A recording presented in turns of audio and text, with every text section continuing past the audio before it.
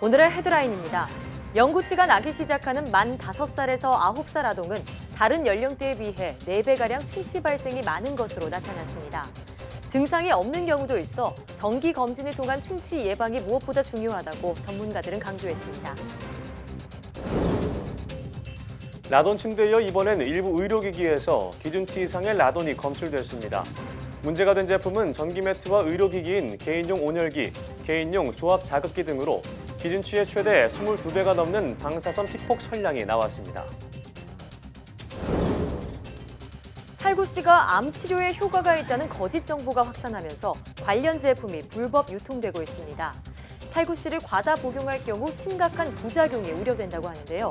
자세한 내용 취재 기자와 얘기 나눠보겠습니다. 연예인은 물론 정치인, 각종 브랜드나 영화까지 최근 특정 분야를 열정적으로 좋아하는 팬덤 현상이 새로운 문화 트렌드로 자리 잡고 있습니다. 오늘 생각연구소에서는 팬덤의 심리에 대해 이야기 나눠봅니다.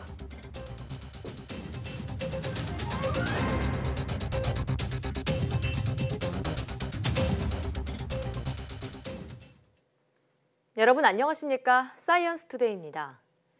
영구치가 나는 만 5살에서 9살 아동에서 충치 발생이 가장 많은 것으로 나타났습니다. 취약 연령대 아이들의 치아 건강에 관심을 갖고 충치를 예방하거나 조기에 발견해서 치료하는 것이 중요합니다. 한영규 기자입니다. 영구치가 나기 시작하는 만 5세에서 9세까지는 충치 발생이 다른 연령대에 비해 4배가량 많습니다. 만 5세에서 9세 내에서도 나이가 어릴수록 충치 진료를 받은 아동이 더 많은 것으로 나타났습니다. 치아도 약하고 양치질도 부족하기 때문에 충치에 이완되기에 쉽습니다. 충치는 입안에 있는 뮤탄스균이 음식물 찌꺼기를 먹고 배출하는 산성 물질에 의해 치아의 바깥 부분인 범랑질이 손상되는 질환으로 초기에는 아무런 증상이 없습니다. 따라서 증상이 없더라도 정기 검진을 받아야 하며 특히 어금니는 치아 홈 메우기를 통해 충치를 예방하는 것이 중요합니다. 어금니 부위가 충치가 생기기 전에 그런 홈을 메워서 그 음식물이 끼고 세균이 살게 되는 그런 일을 예방하는 것이 꼭 필요합니다. 아동 구강 건강 실태 조사 결과 소득 수준이 낮을수록 치아 건강이 좋지 못하고 치료가 필요하지만 진료를 받지 못한 비율이 높았습니다. 보건복지부는 아이들이 평생 건강한 치아를 유지할 수 있도록 내후년부터 아동 치과 주치 제도를 도입하기로 했습니다. YTN 한윤규입니다. 헝가리 유람선 침몰 사고가 발생한 지 벌써 일주일이 지났습니다. 본격적인 수색과 인양 작업을 시작한 이후 우리나라 신속대응팀과 헝가리 구조대가 실종된 희생자를 잇따라 찾고 있는데요. 하지만 허블레아니호 인양 작업이 시작돼도 잠수요원의 일이 끝난 건 아닙니다. 잠수요원들의 위험을 무릅쓴 수중 작업은 바로 앞도 볼 수 없는 이른바 시계 제로의 상태에서도 계속됩니다. 기정훈 기자가 보도합니다. 사고 현장에서는 이틀 연속 실종자 시신이 발견됐습니다. 3일에는 우리 잠수요원이, 4일에는 헝가리 측 잠수요원이 각각 한 구의 시신을 수습했습니다. 한 구라도 더 찾고 싶은 잠수요원들을 가로막는 건 빠른 물살과 탁한 시야입니다. 실제 우리 잠수부가 시신 수습 과정에서 강한 물살에 밀려 위험할 뻔하기도 했습니다. 헝가리 측 잠수부의 산소통 밸브가 선체에 걸려 공기가 빠지는 아찔한 순간도 있었습니다. 사고 직후보다는 조금 나아졌다고 하지만 여전히 시계는 제로에 가깝습니다. A látótávolság továbbra is lehet látni. A laikusnak inkább úgy tudnám mondani, hogy egy nagyon-nagyon sötét fekete kávéba kéne. 이런 어려운 상황에도 인양이 끝날 때까지 얼마나 더 많이 잠수해야 할지는 가늠하기 어렵습니다. Our professionals said that in the very best scenario, very best case, 3 days. But it can be longer as well. We do not know now exactly. 그나마 지원이 좀 늘어 작업 환경은 다소 호전될 전망입니다. 수중 작업을 마친 뒤 잠수병에 걸리는 걸 막기 위해 현장에 감압 체인버가 설치됐습니다.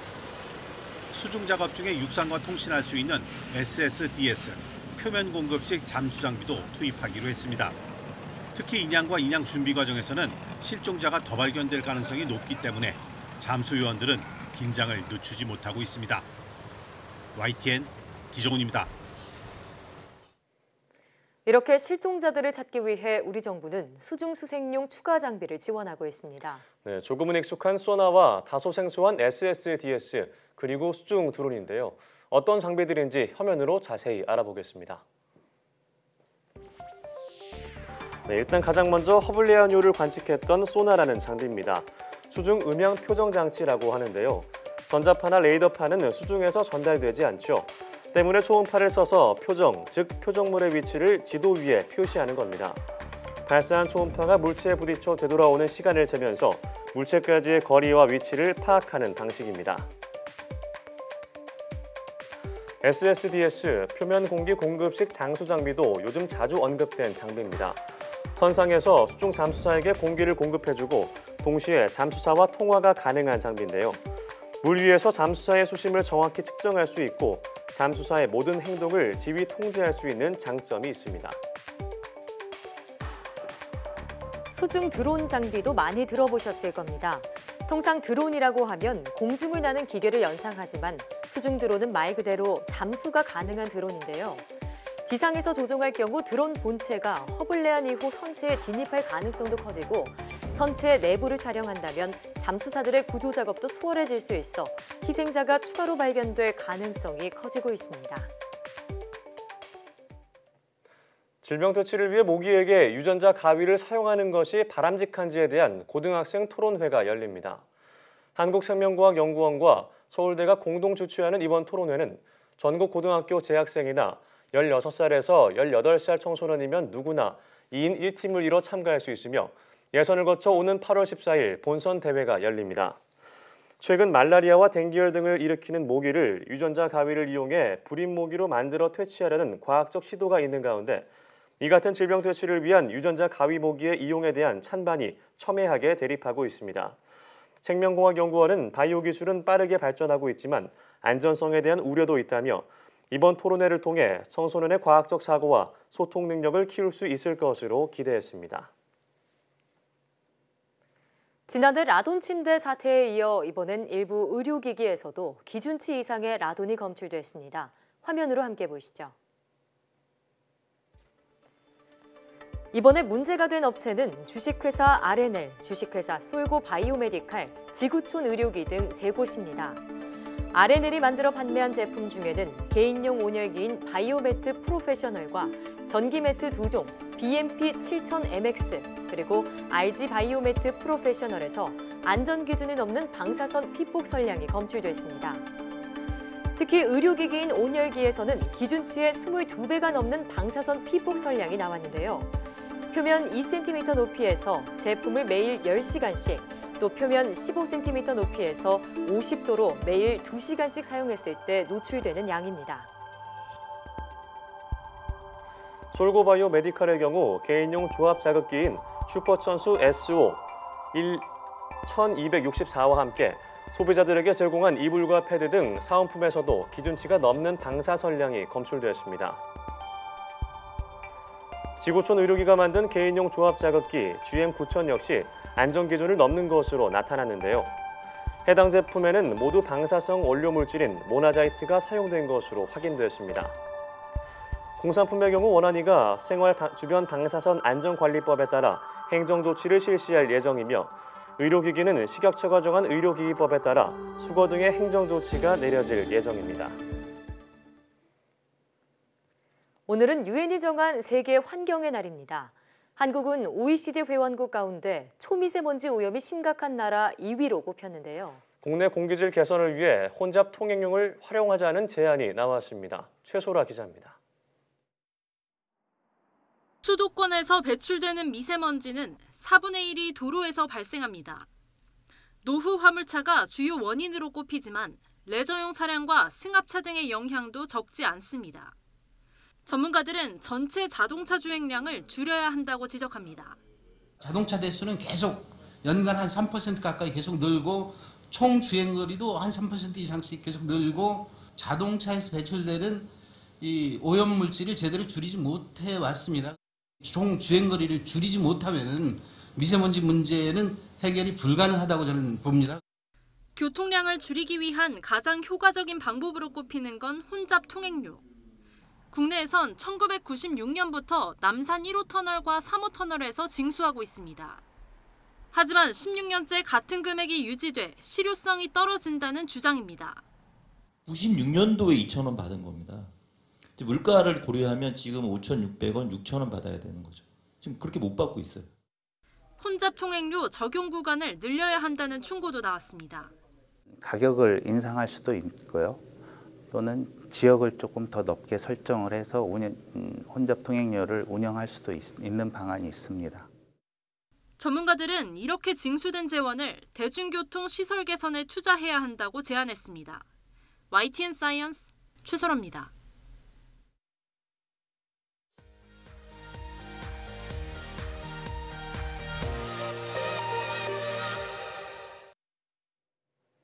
화제의 뉴스를 골라 과학 기자의 시선으로 분석하는 과학 본색 시간입니다. 네, 오늘은 이혜리 기자와 함께 하겠습니다. 안녕하세요. 어서 오세요. 안녕하세요. 네, 어떤 이야기를 나눠볼까요? 네, 이 살구와 매실 등의 씨앗에는 과다 복용할 경우 인체에 부작용을 줄 수 있는 독성 물질이 함유가 돼 있는데요. 네. 그 중에서 이 살구씨가 항암 치료에 효과가 있다라는 잘못된 소문이 퍼지면서 관련 제품이 인터넷에서 불법으로 유통이 된다는 소식이 전해졌는데 오늘 이런 살구, 복숭아, 흔하게 접하는 이런 과일들 정말 먹어도 괜찮은 건지 이 시간에 자세히 알아보도록 하겠습니다. 네.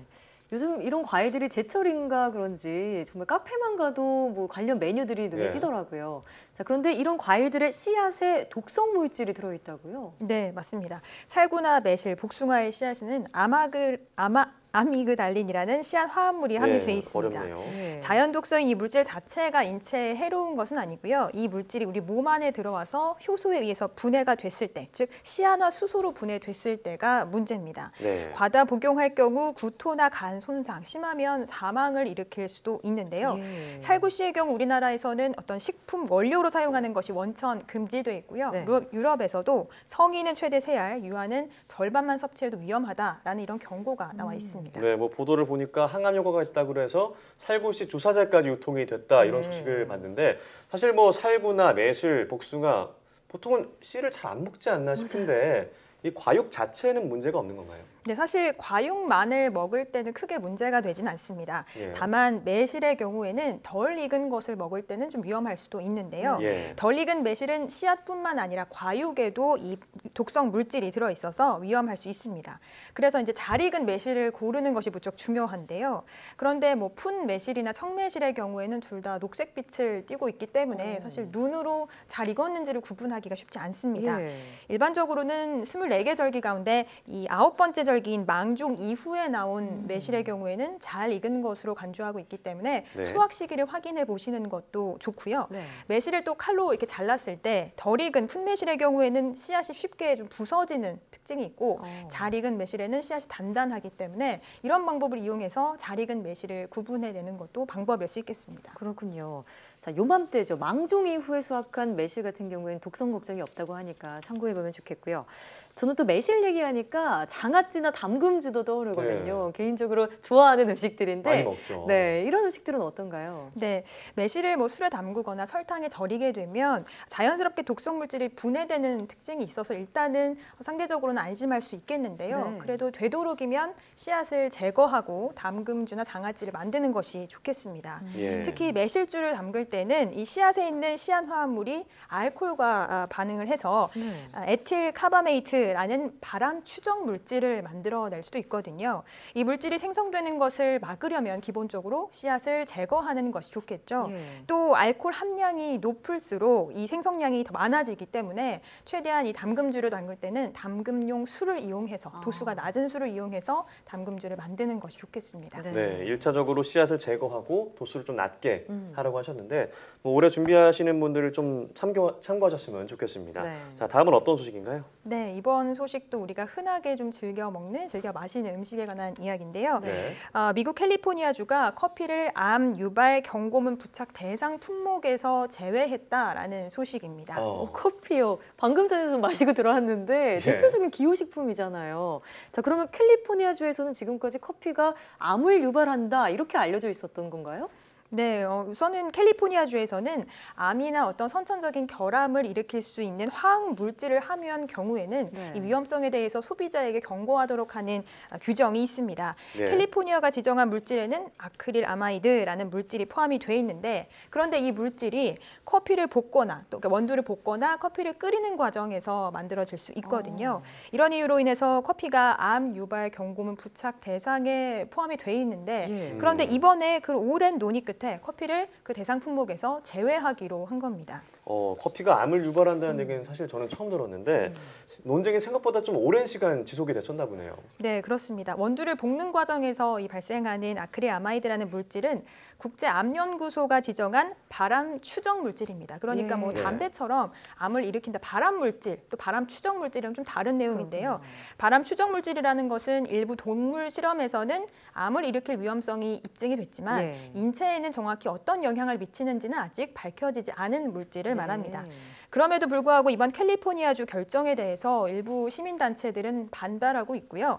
캘리포니아주에 있는 독성물질 교육조사위원회도 이게 법률 위반이다라고 하면서 이의를 제기하겠다 이런 뜻을 밝히기도 했습니다. 자, 그런데도 캘리포니아주에서 커피를 암 유발 경고문 부착 대상에서 제외했다는 거는 그만한 이유가 있을 것 같고요. 또 저는 예전에 한 연구를 본 것 같아요. 커피가 암을 예방할 수 있다 이런 연구도 있었던 것 같은데 맞나요? 네, 맞습니다. 앞서 2016년 세계보건기구 역시 커피의 어떤 발암 유발 가능성에 대해서 여러 가지 연구 1000건을 분석을 했더니 특별한 관계가 없다 이렇게 밝히기도 했습니다.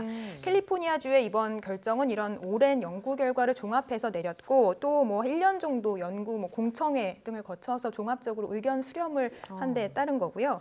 말씀하신 대로 커피가 암을 예방한다라는 연구 결과도 굉장히 잇따라 나왔는데요. 커피 관련 연구는 뭐 예를 들어 하루 5잔 이하의 커피를 마시면 간암 위험을, 발병 위험을 절반 이하로 낮춘다. 뭐 이런 연구 결과 비롯해서 대장암 등에서 뭐 효과가 있다. 이런 내용들도 참 많습니다. 심지어 이제 국제암연구소에서는 하루에 커피 석 잔을 마시면 수명 연장에 도움이 된다. 이런 결과를 내놓기도 했습니다. 네, 커피와 관련해서 이렇게 어떻게 보면 극과 극의 상반된 결과가 있으니까 앞으로 커피를 마셔야 될지 말아야 될지 좀 헷갈리신 분이 있을 것 같아요. 뭐가 맞는 걸까요? 네, 우선 뭐 커피 관련 연구의 경우에는 대다수 세포 실험이나 동물 실험을 통해서 입증이 되는데요. 실험을 할 때는 순수한 카페인을 추출해서 실험을 하기 때문에 우리가 일반적으로 마시는 커피랑은 조금 차이가 있을 수 있습니다. 그리고 뭐 설탕이 들었거나 뭐 크림이 함유된 커피라고 생각하시면 조금 위험할 수도 있겠죠. 특히 그런데 이제 커피의 긍정적인 효과들이 여러 차례 이렇게 검증이 되면서 커피의 어떤 효능을 지나치게 보수적으로 볼 수는 없을 것 같습니다. 다만 이번에 문제 제기가 됐던, 그러니까 커피에서 암을 일으킬 수도 있다라고 추정이 됐던 그 아크릴 아마이드라는 성분에 대해서는 지속적으로 좀 모니터링할 필요는 있을 것 같습니다. 국내에서 이제 시중에 유통되고 있는 커피 제품을 조사했는데 아크릴 아마이드의 함유량이 뭐 문제가 되는 수준으로 밝혀진 것은 아직 없거든요. 전 세계적으로도 이 아크릴 아마이드라는 물질에 대해서 유해성 기준을 좀 확보하려는 추세가 있기 때문에 이 부분에 대한 지속적인 모니터링 그리고 기준, 연구 이런 것들은 필요할 것 같습니다. 일단 커피의 암 유발 가능성에 대한 그런 우려는 조금 덜었다고 해도요. 워낙 매일 마시는 그런 기호식품이잖아요. 그 안에 들어있는 위험 물질에 대한 연구는 계속 이뤄져야겠습니다. 네, 오늘 말씀 잘 들었습니다. 네, 고맙습니다.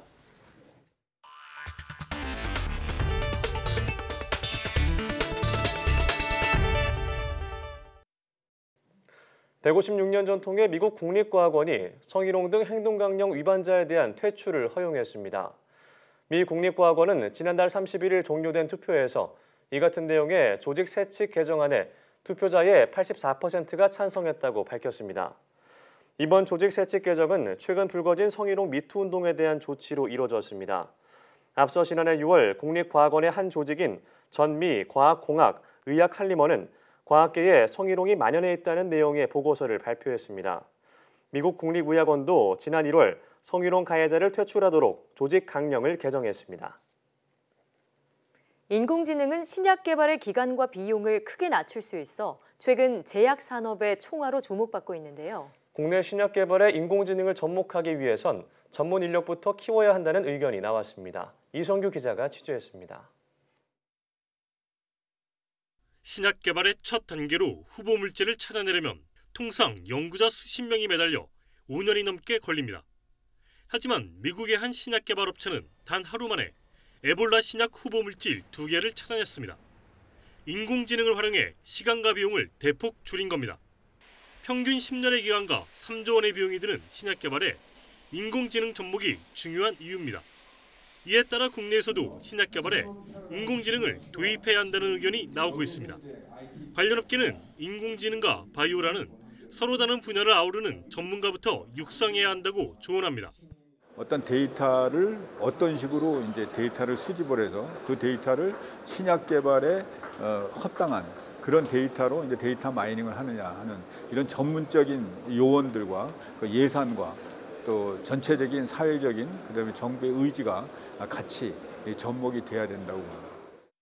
또 해외 선진국의 사례처럼 인공지능에 기반한 신약 후보 물질이 조속히 임상에 들어갈 수 있도록 관련 규제를 대폭 풀어야 한다고 지적합니다. 미국과 영국 등에선 이미 인공지능을 활용한 신약 후보 물질이 임상시험에 들어갔습니다. 규제를 기관들, 예를 들면 시약처나 FDA라는 것이 과거에는 보수적으로 시장에 나갔을 때 위험을 감지하고 그걸 규제하는 역할이었다면 이제는 그러한 치료하지 못했던 역을 인공지능에서 빨리 나오게 할 수 있게끔 도와주는 그러한 역할로 바뀌고 있기 때문에 미국은 지난해에만 인공지능을 활용한 신약 개발 스타트업에 2조 3천억 원 규모의 돈이 몰렸습니다. 전 세계가 인공지능을 통해 신약 개발 비용과 기간은 낮추고 성공 확률은 높이려는 가운데 국내에서도 산학연 협력을 통해 인공지능 신약 개발 생태계 조성이 시급해 보입니다. YTN 사이언스 이성규입니다. 드론 산업이 발전하면서 활용 분야가 날로 커지고 있지만 안전과 보안 위협, 또 사생활 침해 같은 우려 또한 적지 않습니다. 국내 연구진이 악용되고 있는 드론을 무력화시키는 안티드론 기술을 개발했습니다. 이정우 기자입니다. 예멘 후티 반군의 사우디아라비아 석유 펌프장 폭탄 공격, 일왕 거처 상공에 나타난 드론, 활주로에 날아든 드론으로 비행기 이착륙이 금지됐던 영국 런던의 게트윅 공항. 이처럼 드론 악용 사례가 늘면서 드론 침투를 탐지하고 대응하는 안티드론 산업도 급성장하고 있습니다. 국내 연구진이 위조 GPS 신호를 이용해 위치를 속이는 방식으로 불법 비행하는 드론을 납치하는 기술을 개발했습니다. 각 종류에 맞는 그 드론을 납치를 할 때 어떤 식으로 이제 위치나 속도를 속여야 되는지 이런 거에 대해서 연구를 했습니다.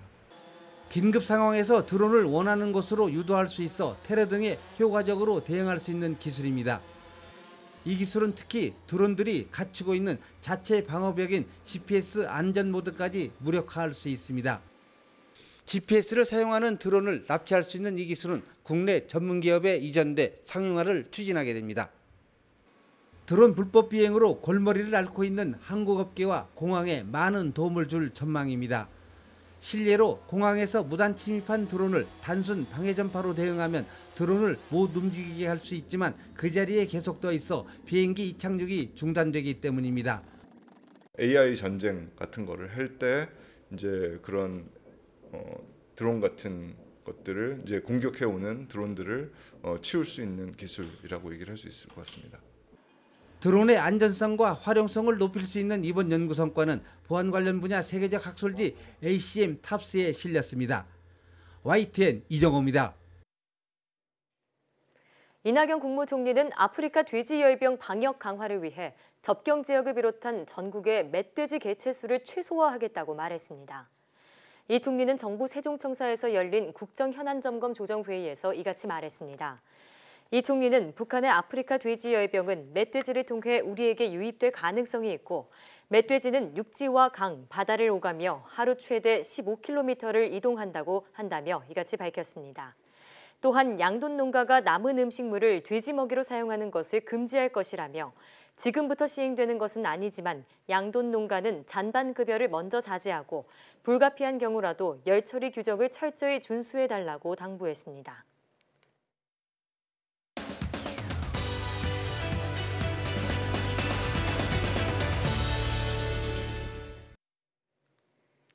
연예인이나 정치인은 물론 다양한 분야의 인물이나 브랜드까지 팬덤이 형성되고 있는데요. 자, 이런 팬덤 현상이 나타나는 이유는 무엇일까요? 네, 오늘 생각연구소에서는 팬덤의 심리에 대해 알아보겠습니다. 연세대학교 심리학과 이동규 교수와 함께하겠습니다. 교수님 안녕하세요. 네, 안녕하십니까. 네, 요즘 팬덤 문화 얘기를 많이 하는데 어떤 한 분야, 특정 인물에 대해서 열정적으로 좋아하는 현상이라고 알려져 있잖아요. 네네. 자, 그런데 예전에는 오빠 부대라 그래서 10대들만의 전유물인 줄 알았는데 요즘 네. 전 연령에서 이런 현상이 있는 것 같아요. 팬덤 현상 어떻게 정의할 수 있을까요? 네, 사실 영어잖아요. 광신도를 원래 뜻하는 fanatic이라는 단어의 fan, 그리고 나라를 뜻하는 dom. 합쳐서 팬덤 이렇게 얘기를 하거든요. 특정한 인물이나 브랜드, 상품, 열성적으로 좋아하는 그런 사람들이 보이죠. 그 속에 깊이 빠져드는 사람들을 말하는데요. 팬덤이 사실 가요계뿐만 아니라 특정한 브랜드라든지 상품이라든지 이렇게 확산 추세에 있습니다. 사실 저도 어렸을 때 가수를 좋아하긴 했었지만 그렇다고 팬덤에 속해 있던 것까지는 아니었고요. 어떤 가수를 좀 좋아했나요? 저는 신화를 좋아했습니다. 네, 나이가 좀 드러나죠. 네, 그런데 이렇게 강력한 팬덤 문화를 형성했던 그런 대표적인 사례들 몇 가지 좀 소개해 주시면 좋을 것 같은데요. 네, 마블 영화 좋아하시잖아요. 이번에 어벤져스 엔드게임. 네, 그게 흥행 비결 중에 특히 충성도가 높은 팬덤, 이게 한 몫을 했다 이런 얘기가 있습니다. 사실 11년 동안 마블 이야기를 보면서 사람들이 각자 나름대로 해석을 하고 이게 남녀노소 상관없이 진짜 견고한 팬덤을 형성했는데요. 특히 일부 작품은 사실 이게 한국에서 촬영을 했거든요. 그러니까 마블하고 한국 팬들 사이 유대감 같은 것들이 많이 형성이 됐겠죠. 한국인들이 마블 팬덤을 얼마나 이게 심하면은 스포일러를 피하기 위해서 아예 어떤 사람들은 영화 관련된 영상 자체를 아예 안 본다고 하고요. 저 대화방 같은 데서도 굉장히 예민하더라고요. 네, 인터넷 자체도 아예 안 본다고 하더라고요. 그래가지고 일종의 스포일러 경계령까지 내렸다고 하니까요. 정말 팬덤이 강하죠. 또한 최근에 이제 BTS 방탄소년단 이 성공에는 팬클럽인 아미가 늘 함께 했었죠. 네. 사실 방탄소년단 같은 경우는 요즘에 유튜브 시대의 비틀즈 이렇게 얘기를 하면서 빌보드 200의 3관왕 그리고 2019년 빌보드 뮤직 어워즈에서도 2관왕을 차지하고 사실 세계 팝의 주류로 지금 진입을 하고 있지 않습니까? 아미는 말 그 자체로 군대라는 뜻이 있잖아요. 그래서 방탄소년단의 군대가 돼서 전 세계로 진격한다. 진격하는 군대 이렇게 된 거죠. 그래서 BTS의 노래와 콘텐츠 이걸 널리 지금 확산시키는 데 일조하고 있습니다. 이들은 특히 우상과 팬 이런 관계가 아니라 동등하고 평등한 그런 관계라고 해요. 그래서 수평적인 유대감을 가지면서 여러 세대에 걸쳐서 확장되고 있습니다. 네, 지난 주말이었죠. 웸블리 공연이 지금 나오고 있는데 와 보면서 저도 소름이 막 돋더라고요. 정말 멋있고 자랑스럽다는 생각이 드는데 참 이렇게 전 세계적으로 강력한 팬덤 현상이 일어나고 있는데 이런 팬덤 현상이 일어나는 어떤 심리는 어디에 있을까요? 사실 이게 이제 팬들이 특정 상품의 브랜드를 지금은 단순하게 좋아하는 거를 넘어가지고 그들만의 새로운 커뮤니티를 이루고 그러면서 특히 브랜드 이미지를 만들어가는 그런 추세에 있습니다. 팬덤에서요? 그렇죠. 여기서 소비자 심리를 연구하는 성영신 교수 같은 경우에는 팬과 스타의 관계를 이렇게 얘기했어요. 심리적인 공생관계다. 그래서 팬들은 스타를 통해서 자신이 꿈꾸던 이상적인 모습들이 충족되는 일종의 대리 충족되는 경험을 하게 되고요. 스타는 또 팬을 통해서 자신의 인정 욕구나 자아 실현 이런 것들을 할 수 있게 된다는 얘기인데요. 앤드류 튜더라고 하는 사람이 스타와 팬의 관계에 관해서 연구를 했는데 팬과 스타는 다음에 4가지 요소에 의해서 관계를 형성한다. 첫 번째는 서로 감정적으로 되게 친해지게 되고요. 두 번째는 감정적으로 동일시를 하게 됩니다. 나와 같은 그런 대상이라고 생각하게 되는 거죠. 세 번째는 팬들이 스타의 외모 같은 거를 모방하게 되는 그런 단계가 되고요. 네 번째는 완전히 어떤 심리적인 그런 부분까지 완전히 몰입하게 되는 그런 단계를 갖게 된다고 합니다. 같이 하나가 된다고 봐도 되겠네요. 그렇죠. 이게 이제 심리학자인 매슬로우가 말하는 일종의 우리의 소속감의 욕구를 충족시키는데 대단히 기여를 하게 되고요. 지금은 소속감의 욕구를 넘어서서 특정한 문화를 우리가 만들어낼 수 있다라고 하는 하나의 성취감으로까지 진화하고 있다고 볼 수 있겠습니다. 소속의 욕구만 봐도 매슬로우 욕구 단계 중에서 3단계에 속하는 꽤 높은 욕구 단계잖아요. 그러면 이렇게 팬덤을 형성하는 게 심리적으로 좀 긍정적인 영향을 준다 이렇게 봐도 될까요? 네, 실제로 설문조사를 한 게 있는데요. 시장조사 전문기업인 엠브레인 트렌드 모니터라고 하는 데서 전국의 만 13세에서 59세 성인 1000명을 대상으로 조사를 했어요. 질문이 이거예요. 팬덤 활동을 할 때 기분이 어떻습니까? 물었더니 전반적으로 매우 긍정적이다는 답변이 나타났습니다. 전반적으로요? 네, 구체적으로 살펴보면 즐겁다가 66.8%, 만족스럽다가 56.7%, 행복하다가 53.3%, 뿌듯하다가 33%. 상당히 긍정적이죠. 반면에 가족에게 좀 미안하다 이런 건가 4.4%. 네. 그다음에 걱정된다가 3.1%, 부끄럽다가 2.1%, 한심하다는 1.8%. 사실 부정적인 거의 없다시피 미미하네요. 하는 거죠. 네. 그러니까 이 팬덤 자체 활동하는 게 우리의 삶의 활력이다 이런 응답이라고 볼 수 있는데요. 사실 친밀감, 소속감, 그다음에 성취감까지 상당히 긍정적으로 작용하는 거 보입니다. 네, 뭐 일상에 지나칠 정도면은 아니겠지만 삶의 활력이 된다면 참 긍정적이라고 생각을 합니다. 네. 자, 그럼 이런 일부 기업들은 이런 팬덤 효과를 이용해서 뭔가 마케팅으로 활용하는 것 같은데 어떤 사례들이 있나요? 네, 또 독특하게 일종의 팬들끼리 모여서 파티를 하는 그런 문화가 있는데요. 특히 그 삼성에서 그 갤럭시 시리즈를 출시하게 되면서 진행한 것이 갤럭시 팬 파티라고 하는 거가 있었어요. 그러니까 이거를 독특하게 삼성전자에서는 스마트폰 출시할 때 이걸 미디어에다가 이거를 확산시키는 게 아니라 갤럭시 팬들을 불러가지고 팬 파티를 개최하는 거죠. 그 일종의 팬덤 마케팅의 서막을 알리고 있다고 볼 수 있겠는데요. 전국 5대 도시에서 열린 갤럭시 팬 파티에서는요. 약 2,000명 정도의 팬들이 참석해서 그들만의 파티를 즐긴 것으로 나타났습니다.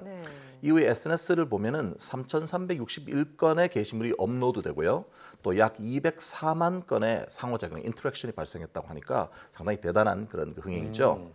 또 최근에 이슈가 되는 것 중에 하나가 블루보틀 혹시 들어보셨습니까? 네, 블루보틀이 이게 사실은 강력한 팬덤 때문에 만들어진 거라고 하는데요.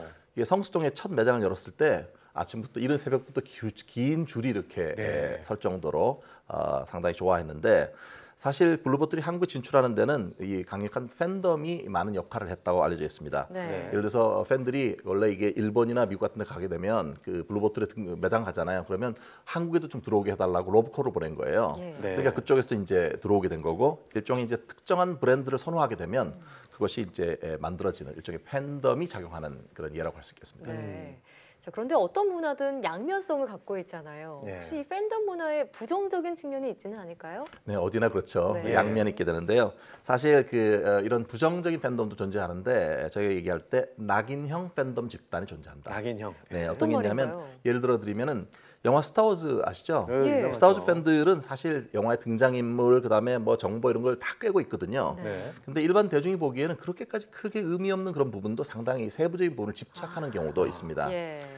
실제로 2017년에 개봉했던 스타워즈 라스트 제다이 이 개봉을 했더니 이게 팬덤에서 이 영화에 나온 특정 인물이 마음에 안 들었던 거예요. 그래서 그 해당 배우의 SNS에 가서 거의 일종의 테러를 하게 되는 일이 생겼고요. 이 불만은 사실 2018년에 개봉되었던 한 솔로 스타워즈 스토리라고 하는 영화 나올 때는 아예 보이콧 운동 자체가 펼쳐졌다고 해요. 그 일종의 팬덤 같은 경우 자기가 기대하는 것들이 잘 안 되게 되면 오히려 사실 안티로 돌아선다 이렇게 볼 수도 있겠습니다. 이 밖에도 훌리건이라고 혹시 들어보셨습니까? 축구 경기 같은 거 할 때 보면 실제 문제를 일으키잖아요. 훌리건들이 문제를 일으킨 이것도 일종의 파괴형 팬덤 집단의 하나로 볼 수 있겠는데요. 지나친 관심이 집착으로 이어지는 그런 경우로 볼 수 있겠습니다.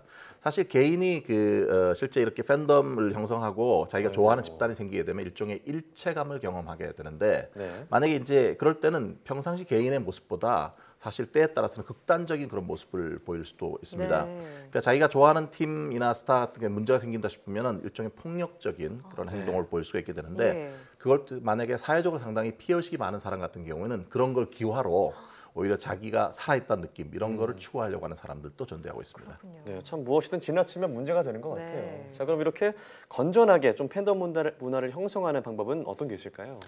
좀 전에 말씀드렸지만 사실 좋아하는 것과 집착은 다른 다릅니다. 것이잖아요. 이 둘을 구별하는 게 대단히 중요한 것 같아요.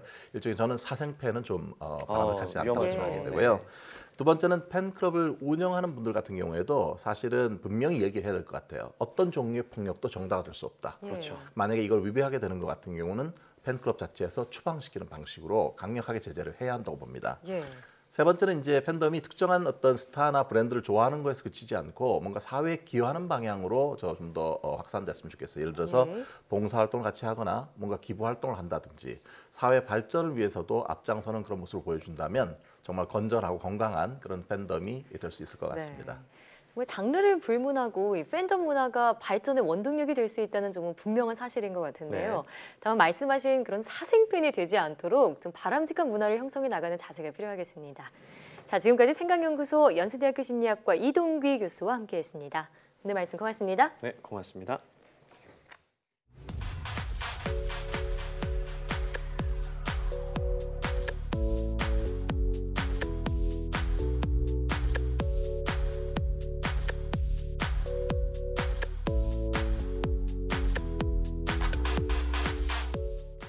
미국의 영양학자 앤디 벨라티는 건강식으로 잘못 알려진 음식들을 소개했는데요.